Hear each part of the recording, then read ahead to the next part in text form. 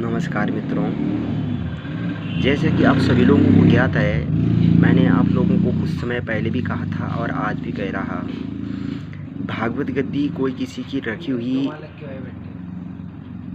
किसी ने रखी हुई ये संपत्ति नहीं है। भागवत गद्दी वह गद्दी है जो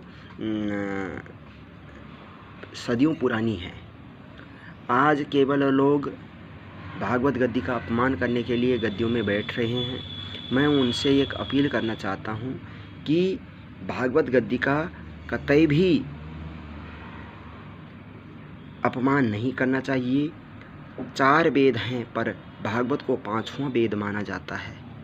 तो इसीलिए जन्म जन्मांतर कल्प कल्पांतर को जो मोक्ष प्राप्ति करने वाला एकमात्र शास्त्र है और उसका हम लोग सब लोगों ने सम्मान करना चाहिए।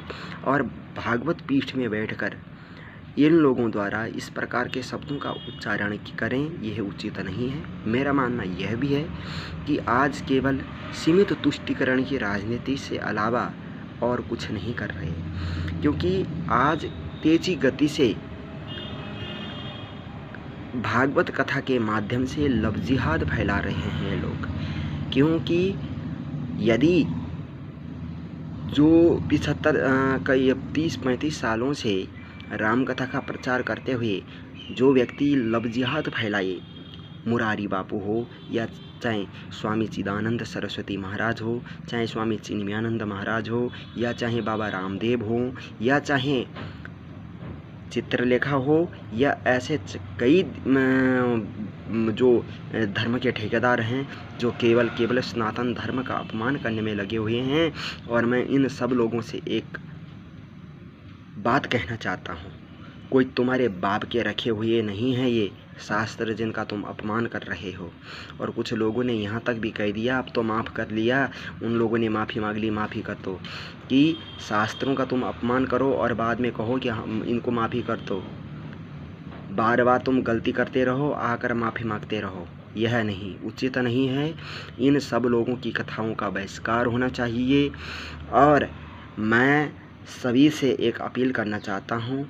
मैं एक संत समाज कल्याण रजी उत्तराखंड उत्तर प्रदेश से प्रदेश अध्यक्ष पंडित भैया धर्मानंद पंत परशुराम सेना से, और आप सभी से अपील इसलिए करना चाहता हूँ कि जब हमारा धर्म नहीं बचेगा, हमारा वतन नहीं बचेगा, हमारी भारत माता नहीं बचेगी, हमारी सनातन संस्कृति, हमारी गौ माता नहीं बचेगी, इन धर्म के ठेकेदारों द्वारा इस प्रकार से हमारे सनातन धर्म को खतरे में पहुँचाने का जब तक कार्य नहीं किया जाता, ये लोगों द्वारा केवल सनातन धर्म को नष्ट करने का कार्य किया जा रहा है, जब तक यह बंद नहीं किया जाता तब तक मेरा मानना यह है कि हम सब लोगों ने मिलकर इनके लिए जन आंदोलन करेंगे, जन मोर्चा करेंगे और प्रत्येक क्षेत्रों में इनके लिए इनके प्रति आवाज़ उठाएंगे। साथ ही मेरा यह भी मानना है कि उत्तराखंड में तो बहुत तेज़ी गतियों से बढ़ता हुआ नज़र आ रहा है यह जिहादी मानसिक सोच वाले लोगों को।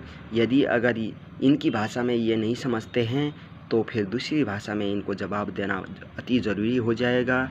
आप सभी मेरे हिंदू शेर भाइयों से अपील है कि भावनाओं को समझते हुए देवभूमि, योग भूमि, कर्म भूमि और संस्कृत का मुख्य जड़ और चारों धामों का मुख्य द्वार यह ऋषिकेश क्षेत्र है। ऋषिकेश क्षेत्र एक देवभूमि है, यहाँ अनेक देवता विराजमान हैं।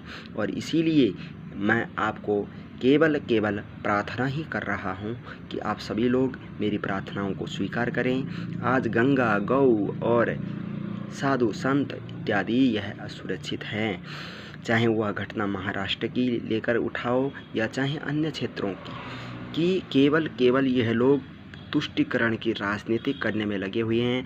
3 राज्य वर्तमान में केवल तुष्टिकरण की राजनीति करने में लगे हुए हैं।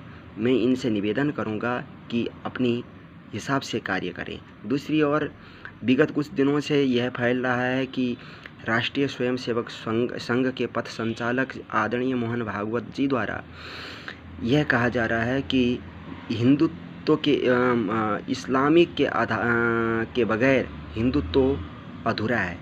तो मेरा मानना यह है, कुछ लोग इसमें सवाल उठा रहे हैं, मैं उनसे ये बोलना चाहता हूँ कि भाइयों, यदि अगर नीतियों का विरोध तुम लोग नहीं कर सकते हो तो जो विरोध कर रहा है